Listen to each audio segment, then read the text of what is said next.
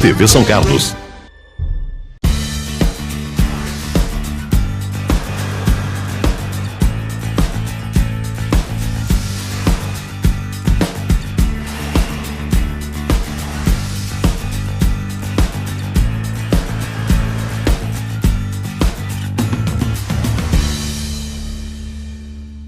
Olá, está no ar mais uma edição do nosso Checkmate pela sua TV São Carlos. A você, nosso muito obrigado sempre pela sua audiência. No programa de hoje, eu converso com o nosso convidado, ele que tem 56 anos de idade, é casado, pai de 2 filhos, paulistano de nascimento, mas são carlense de coração, ele que tem formação aí como engenheiro elétrico. Hoje no Checkmate eu converso com o Biracy Moreno Pires Correia, ele que é diretor-presidente da Prominas Brasil e também diretor titular do CIESP, que é o Centro das Indústrias aqui do Estado de São Paulo, CIESP aqui de São Carlos. O Biracy, seja muito bem-vindo ao Checkmate aqui para a TV São Carlos. Muito obrigado, Biracy.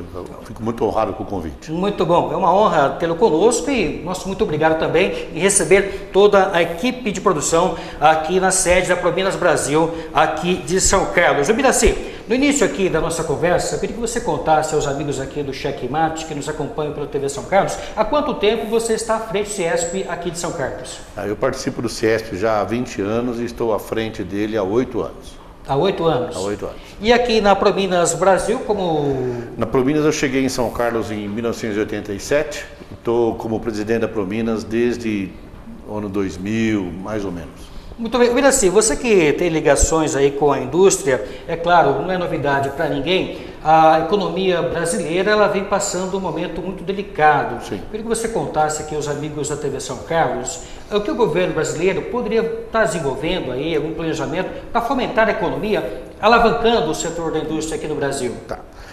A indústria tem sofrido muito nos últimos anos. O governo nosso aí jamais deu apoio à indústria. Nós temos lá na CIESP, uma placa comemorativa da construção da nossa sede aqui de São Carlos. Naquela placa existem listadas 127 empresas que colaboraram com a construção daquela sede. Metade daquelas empresas não existem mais, foram fechadas. Então em 18 anos você teve uma mortandade de 50% das indústrias. Tá? Essa mortandade, em sua maioria, é porque o governo não sabe estimular a indústria no país. Não existe nenhum país desenvolvido sem uma base industrial. Quem paga os melhores salários no país é a indústria. A indústria que contrata engenheiros, a indústria que contrata técnicos, é a indústria que contrata os melhores profissionais do mercado. Tá? Sem menosprezar outras áreas, se você pegar, por exemplo, o salário médio do comércio, é o salário mínimo mais comissões. Muito bem. Se você pegar a área de serviço, é o salário mínimo. Então, quem gera a classe média num país, quem gera o país, é a indústria. Um país sem indústria não é país. Mesmo que nos dias de hoje o agronegócio vem fazendo diferença no PIB, o país precisa realmente é possível fazer aí uma ligação entre agronegócio e setor industrial? Como é que fica esse casamento? Então, vamos lá. O agronegócio, ele está em expansão? Está em expansão o quê? Plantação. Então nós temos batido recorde em cima de recorde em tonelagens de grão. Muito bem. Tá? Essa parte de você exportar produtos primários, como nós chamamos, são produtos que não sofreram nenhum tipo de processo industrial, tá ok? É uma exportação que nós podemos classificar como burra. Por quê? Porque você pega o bem que o país tem, exporta ele de forma primária, aí isso vai para um outro país, onde é feito o processamento e você importa pronto. Então o que você fez? Você deixou a tecnologia e o emprego no outro país. No nosso não tem nem tecnologia, nem emprego. O exemplo disso, Biracy, para ficar bem claro, aqui nos acompanha pela TV São Carlos, é essa parceria com a China. Isso é um exemplo claro disso? Por exemplo, não só na parte de soja, mas por exemplo, vou dar um outro exemplo mais claro. Minério de ferro. Também é uma coisa que a gente exporta de produto primário. Nós cavamos no chão, botamos no navio e mandamos para a China. Aí a China chega lá, monta uma siderúrgica que gera um monte de empregos, que gera um monte de tecnologia, produz a chapa de aço e nós brasileiros, que não fabricamos mais aqui, importamos a chapa de aço.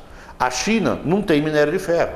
Ela não poderia jamais fazer a chapa de aço. Se nossa exportação fosse inteligente, se o nosso governo fosse um governo mais sério, nós fabricaríamos a chapa de aço aqui e nós exportaríamos a chapa de aço, não minério de ferro.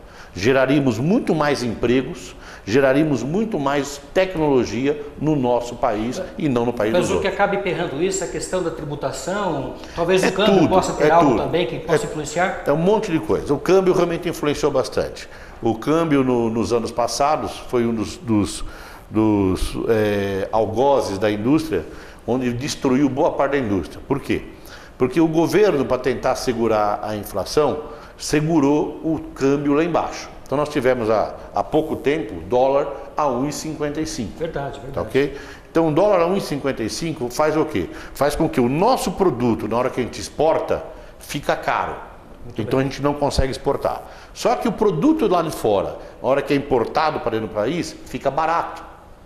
E foi dessa forma que o governo achou que ia conseguir segurar a inflação. Tá? Segurou, é claro, porque o produto veio mais barato. Só que destruiu a indústria nacional. Por quê? Porque nós não conseguimos jamais produzir no preço que eles produziam com um dólar subsidiado. Se você pegar a China, por exemplo, o dólar deles não baixa de 9 moedas locais. Não baixa. É 9 e acabou. A nossa parada em 55. Então, a China teve uma vantagem comercial muito grande com o dólar 55.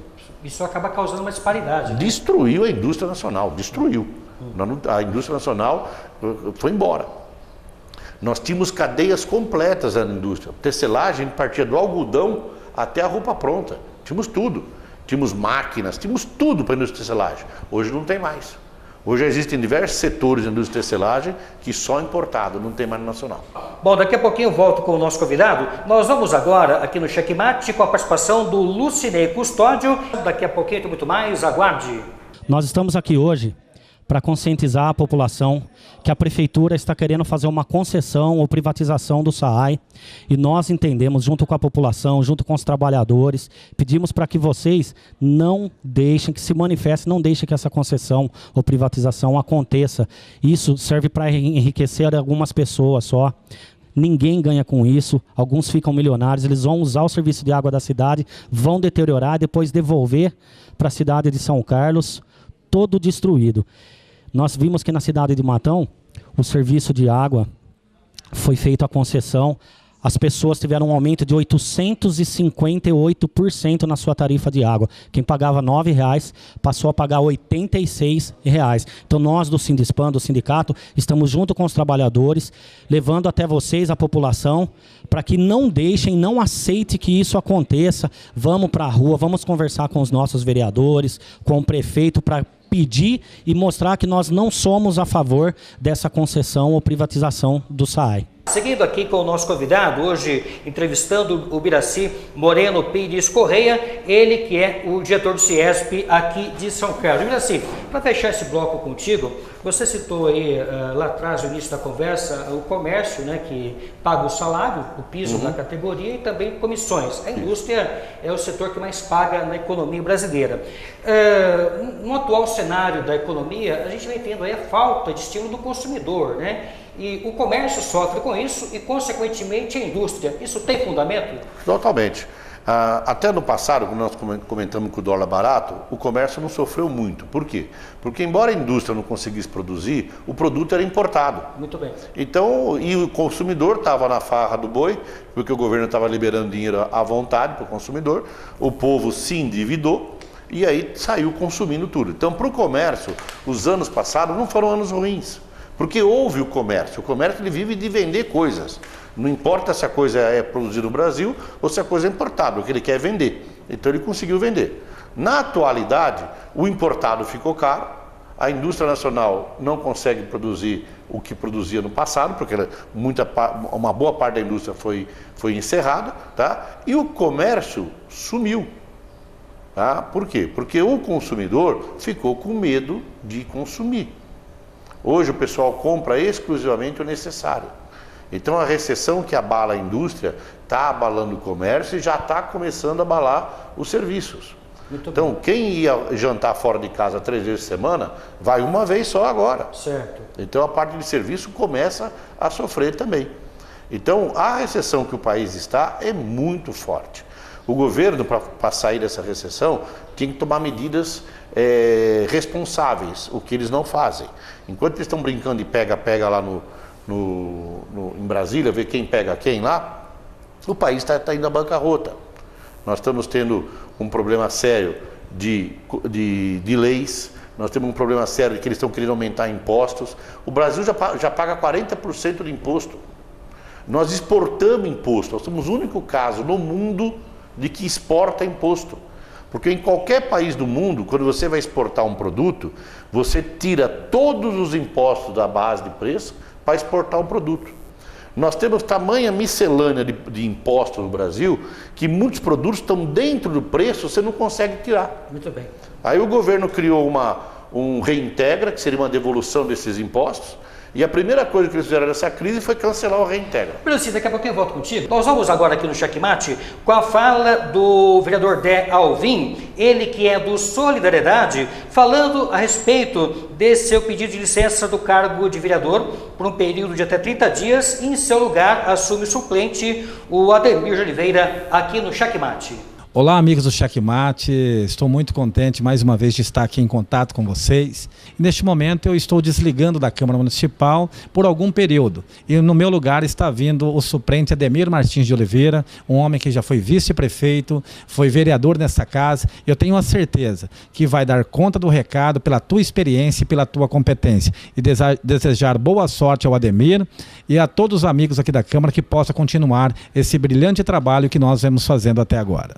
Neste meio tempo, eu tenho várias reuniões com o deputado federal Paulinho da Força, com os nossos deputados estadual Alexandre Pereira e Goldinho, para buscar recursos para a cidade de São Carlos. Tenho a certeza que esse intervalo que vou estar fora da Câmara, estarei trabalhando junto à Assembleia Legislativa e ao Congresso Nacional para trazer recursos para o nosso município.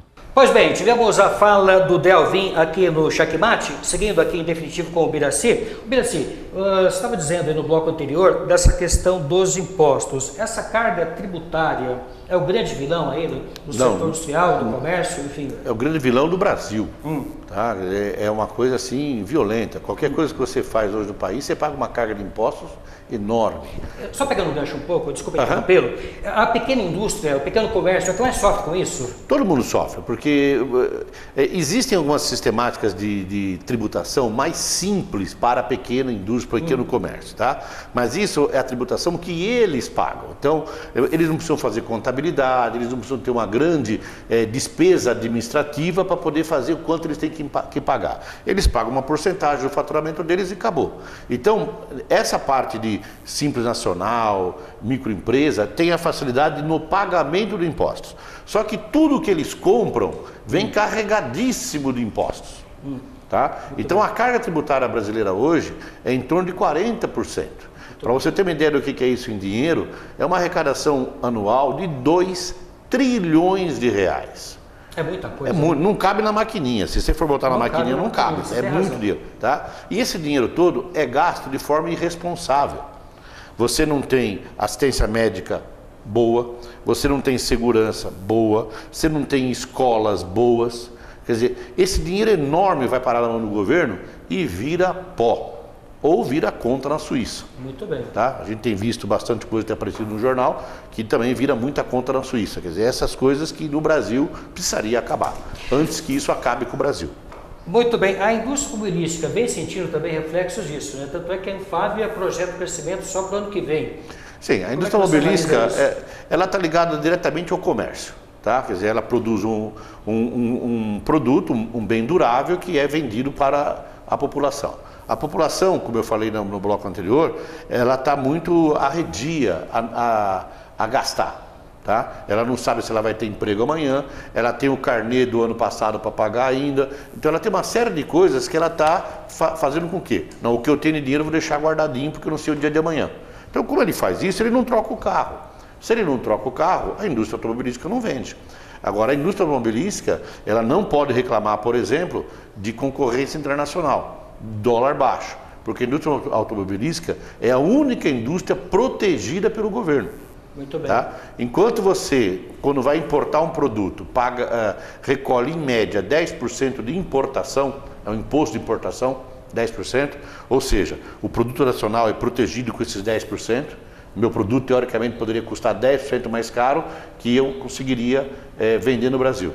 A indústria automobilística tem 35% de proteção.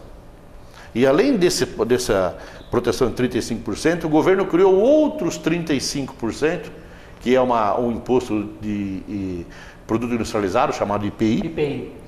Para quando a indústria não tem uma fábrica no Brasil, então ela tem que pagar mais 35%. Aliás, você citou um ponto onde eu queria chegar, né? A questão do IPI. Anos atrás, na era Lula, né, nós tivemos a isenção do IPI.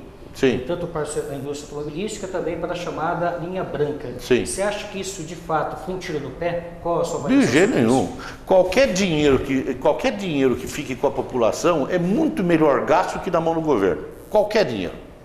Tá? Então, a partir do momento que você fez a isenção de um imposto, você deixou mais dinheiro com a população que no governo.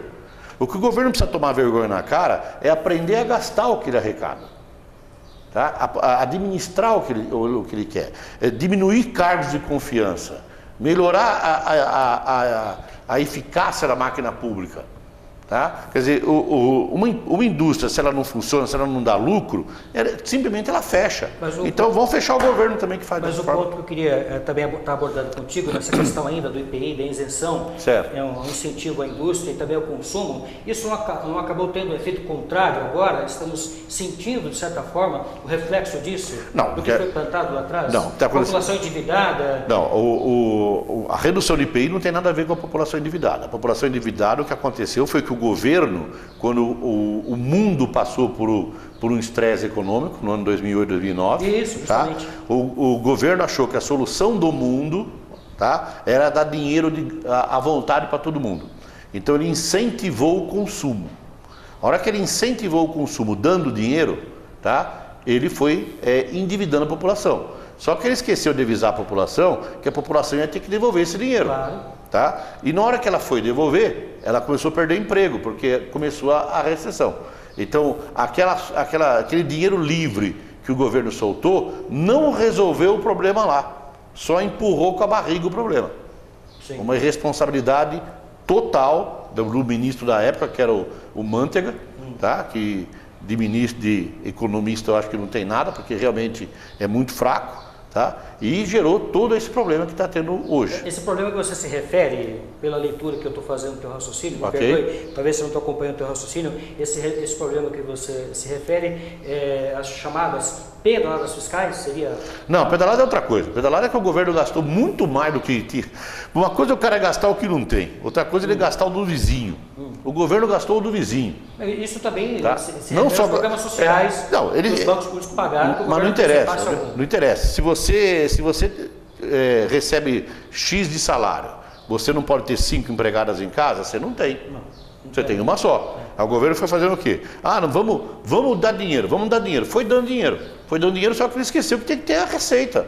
Não é só da despesa, tem que ter a receita. Sim, claro. Tá? E aí ele gastou todo o dinheiro dele, acabou o dinheiro, aí nós estávamos em época de eleição, tá? Não podia falar, pessoal do Bolsa Família, acabou o dinheiro, não posso dar mais dinheiro. Então o que ele fez? Ele mandou o Banco do Brasil pagar. Sim. Só que ele não repassou o dinheiro para cá. Tá? Então essa foi a pedalada. Ele criou uma despesa que não foi do governo, para não aparecer no déficit, mas criou a despesa no Banco do Brasil. Muito bem. Tá? E não foi repassado isso? Não foi repassado. Tinha que ser preso o diretor do Banco do Brasil, que fez uma coisa totalmente irresponsável para o banco, e tinha que ser preso o diretor, o ministro que autorizou ele a fazer isso. Só que no Brasil tudo acaba em pizza. Certamente. Bom, essa questão envolvendo Petrobras, qual que é a tua avaliação a respeito? Uma falta de vergonha total. A Operação Lava Jato aí. Uma falta de vergonha total. Pegaram a 5ª maior empresa do mundo e a destruíram. Roubaram tanto dela, administraram de forma tão errada, com interesses pessoais tão grandes, que destruíram a Petrobras. Tá? O governo petista sempre foi contra toda e qualquer privatização. Eles fizeram tal administração na Petrobras que hoje uma das poucas soluções para a Petrobras é privatizá-la, porque ela não consegue mais andar. consegue caminhar aí. E a Petrobras, ela sozinha, era responsável por 10% da produção de máquinas e equipamentos nesse país. Então, eles destruíram isso também, porque ela não consegue investir R$1 hoje. A pequena indústria que presta serviço à Petrobras sofre com isso também? Totalmente. Diminuiu a atividade. Diminuiu o fluxo de caixa, diminuiu o investimento. A Petrobras simplesmente está semi-falida. Mas a sua visão, para nós fecharmos esse bloco, esse assunto Petrobras, acha que não resta outro caminho a não ser aí privatizar parte da Petrobras aí? Como é que você avalia isso? Privatização é o caminho a ser A Petrobras precisa de caixa. Ela está altamente endividada, porque todos esses roubos que fizeram lá não foi nem roubo do dinheiro que tinha em caixa, foi roubo emprestado. Tá? Ela ficou de uma tal forma endividada que hoje ela precisa vender ativos para poder diminuir a dívida dela, porque senão é impagável a dívida. É a receita, né? Não tem outra medida, né? Biraci, já estamos caminhando aí para o final de 2015, é uma época sazonal tanto para o comércio como também para a indústria.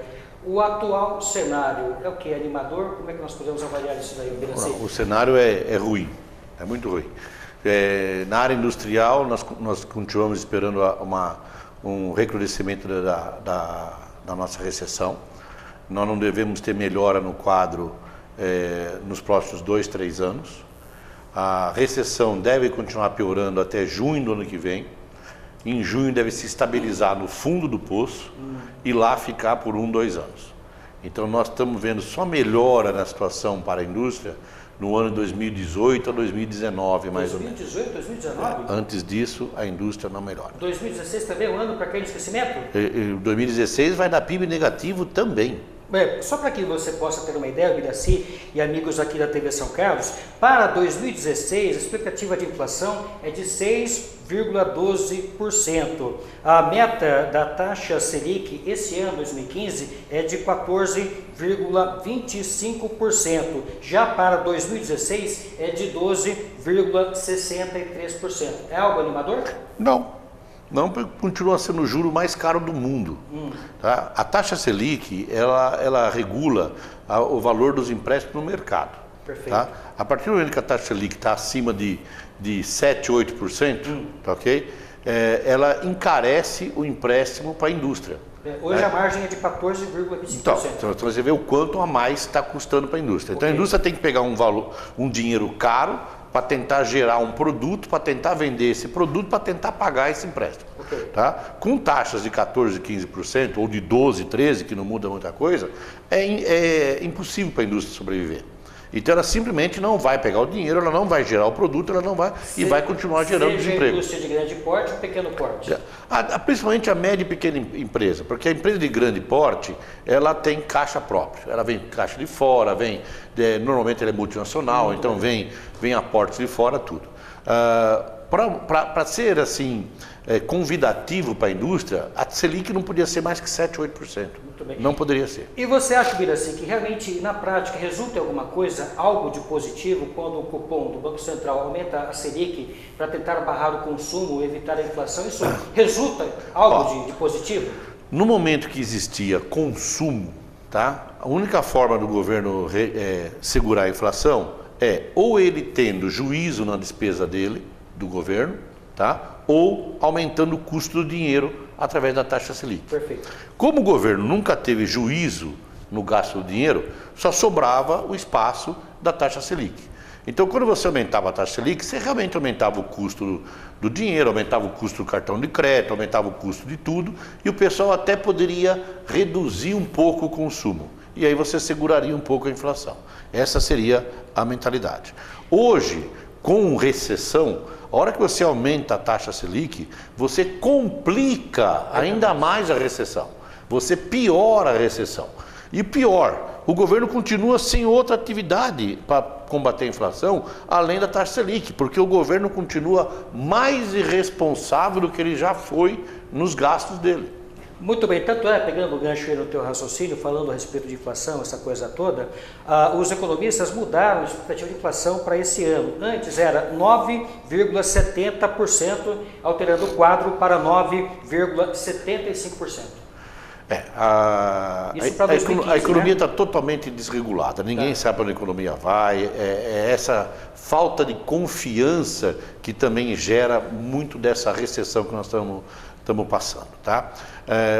Nós vamos ter um PIB negativo de 3%, ou seja, nós vamos reduzir a atividade econômica.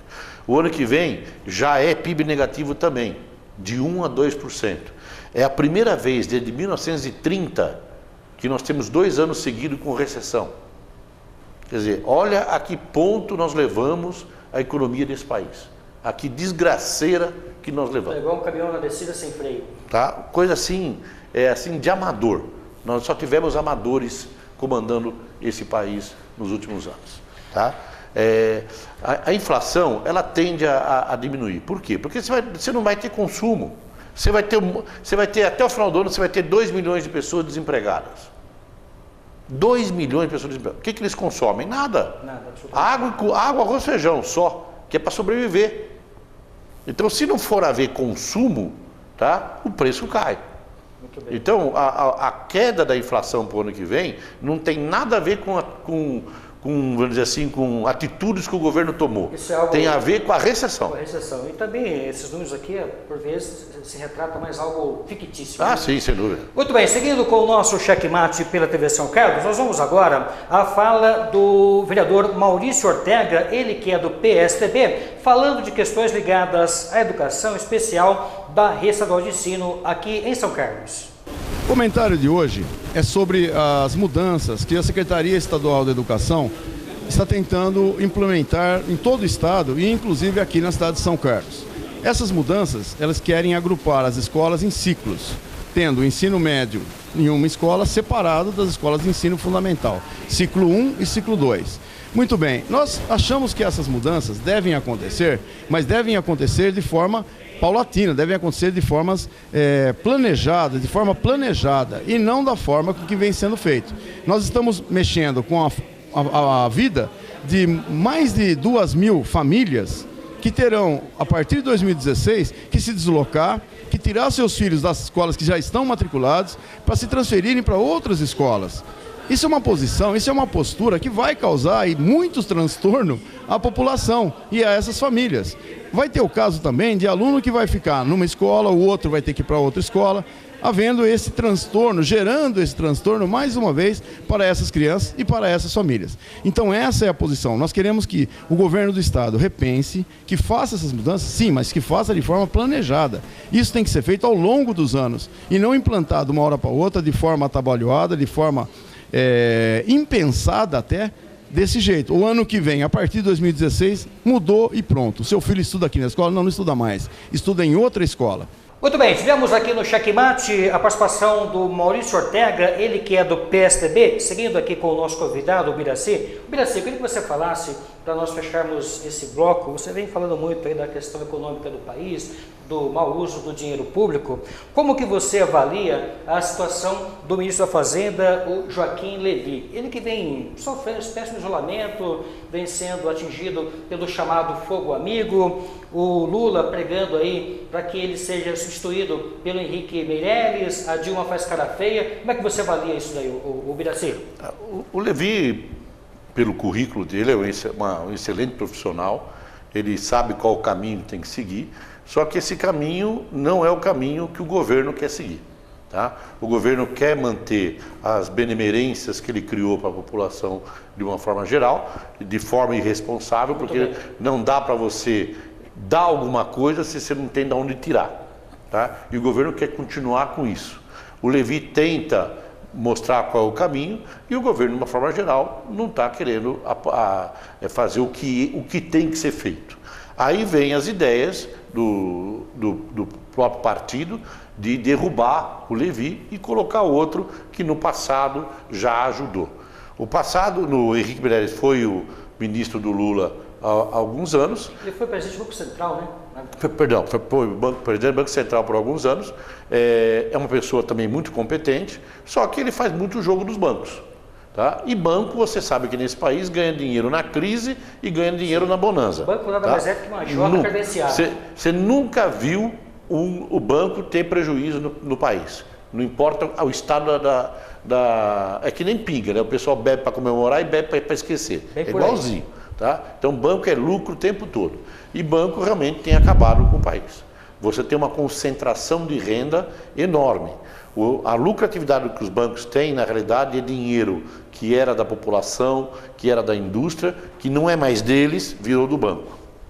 Muito bem. Tá? Então, você está tendo uma concentração de patrimônio muito grande com os bancos. Os bancos ganham fortunas e o resto da população está passando. Para fechar esse assunto, Joaquim Levy, você acha que está faltando apoio político, enfim, olha, ele tem vontade de colocar a casa em ordem, mas se esbarra nas questões políticas e ideológicas? Ele não vai conseguir botar a casa em ordem. Se o sonho dele é esse, é melhor ele pegar a malinha dele e ir embora. Como é que você... O partido não vai deixar. Legal. Como é que você analisa também a situação do PMDB dentro do governo, já que o Eduardo Cunha está envolvido aí também com contas na Suíça, uma parte do PMDB que já cogita aí a possível saída do PMDB do governo. Enfim, como é que você avalia isso? É necessário ter o PMDB dentro do quadro para se manter a governabilidade? O PMDB está junto com o PT nas últimas 4 eleições. Tá? Por mais que ele tente agora dizer que ele não tem nada a ver com o PT, é mentira. Ele tem tudo a ver com o PT. Porque se você não gosta do teu vizinho, você não conversa com ele. Muito bem. E se eu estou com ele há 16 anos abraçadinho, é que eu adoro ele. Alguma coisa tem em comum. Então não vem agora falar, eu não tenho nada a ver com isso, quem fez isso foi ele. Não, participou de tudo. Tá? Participou de tudo, ajudou a fazer tudo, mamou em tudo, então tá tudo junto. Muito bem. Biraci, eu queria que você falasse a respeito deste acordo chamado Transpacífico, é um acordo internacional que foi assinado por 12 países. Você tem algum detalhe sobre isso, Biraci? Conta pra gente. Bom, um acordo comercial é um acordo que é assinado entre um ou mais países, onde você facilita principalmente a transação comercial entre os países. Muito bem. Tá?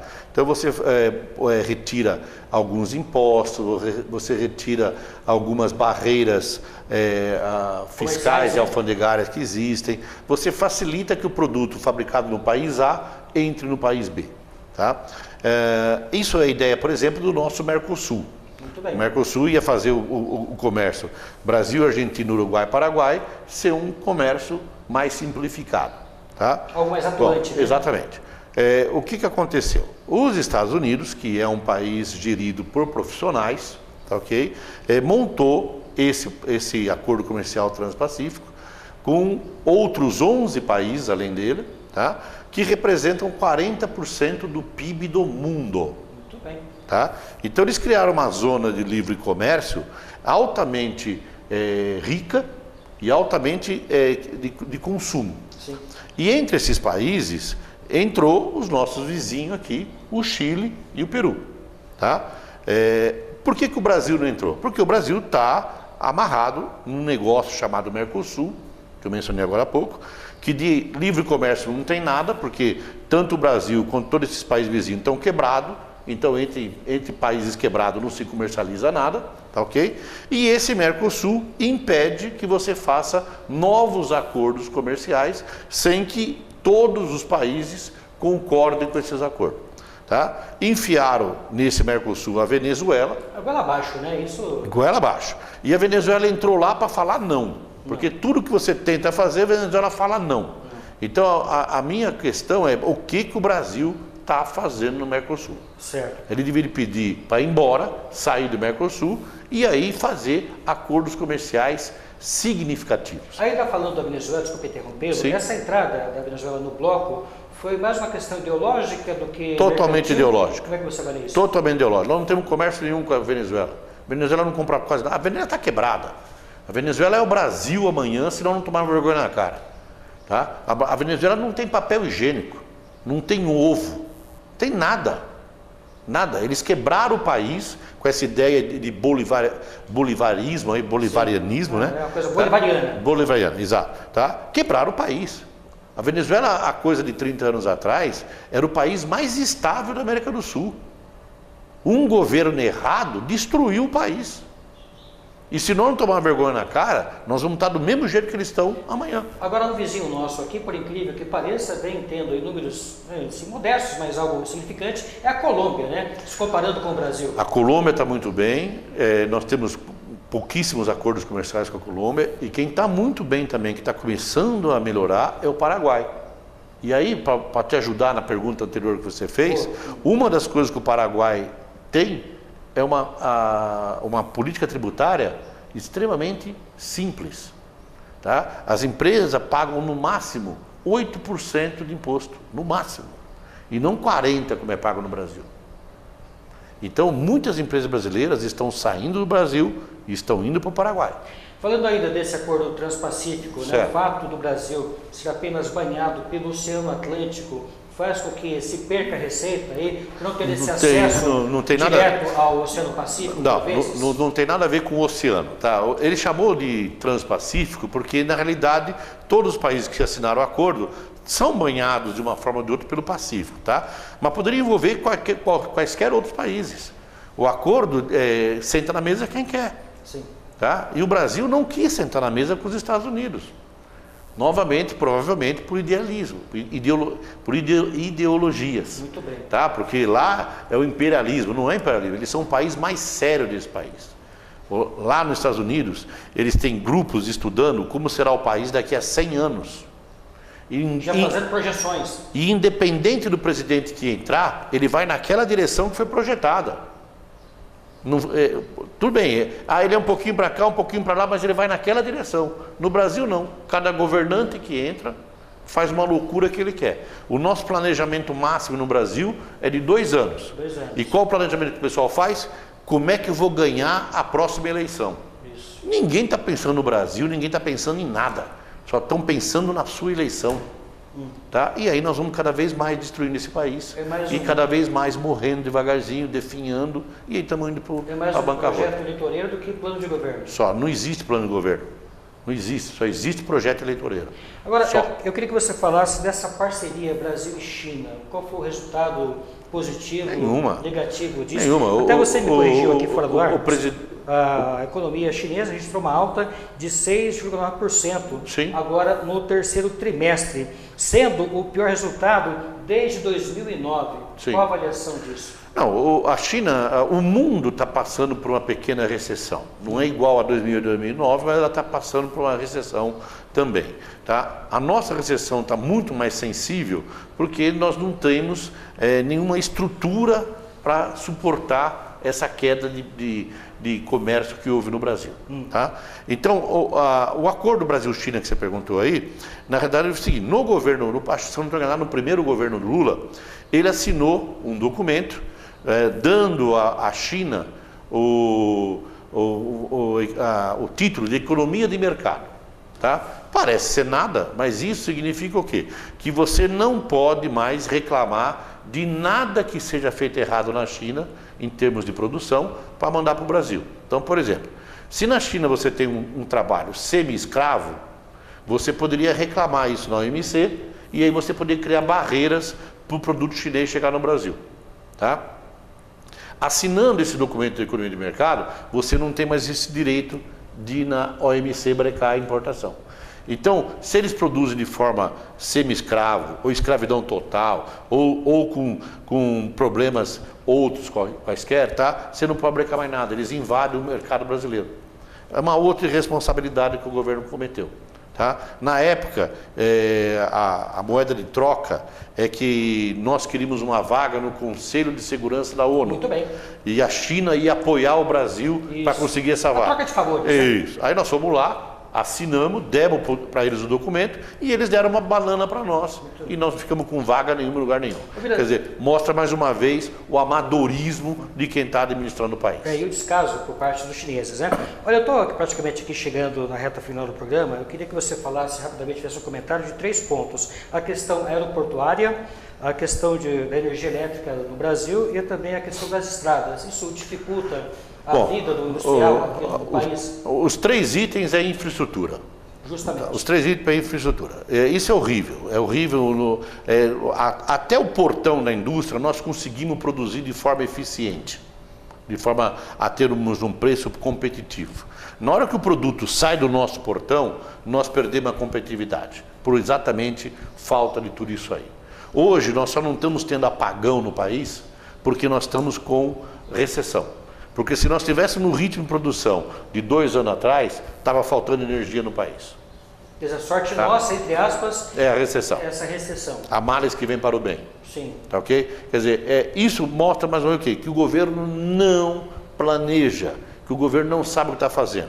Você tem os parques eólicos lá no Nordeste, gigantescos aqueles parques eólicos. No país também, tá? Os parques, né?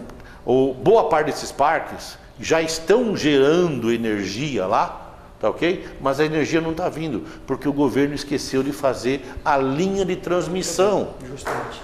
E você não consegue mandar energia daqui para lá se não tiver uma linha. Tá? E pior, como esses parques são particulares, tá? E eles estão prontos gerando, o governo está pagando essa energia gerada que não está sendo consumida. Braci, estou na reta final, uma mensagem para os amigos aqui da TV São Carlos.